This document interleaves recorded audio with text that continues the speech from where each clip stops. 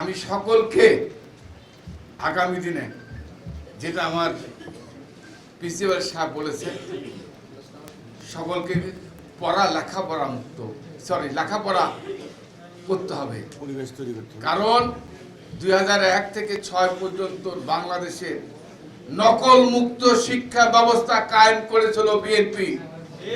আমরা চাই এই নকল অর্থাৎ না পড়ে জিপি 5 না পড়ে গোল্ডেন 5 এই পড়া বাংলাদেশে হবে না।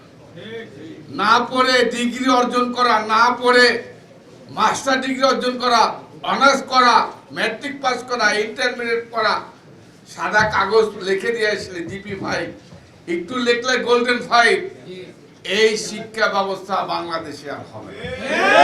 লেখাপড়া না করলে কোনো লাভ হবে না। যতই হরতাল করেন, অবরোধ করেন, নকল করে পাস করা, অটো পাস করার এই সুযোগ আর হবে না। আমি অভিভাবক, শিক্ষক, ছাত্র সকলের কাছে অনুরোধ, সকলকে আবার পড়ার টেবিলে ফেরত যেতে হবে।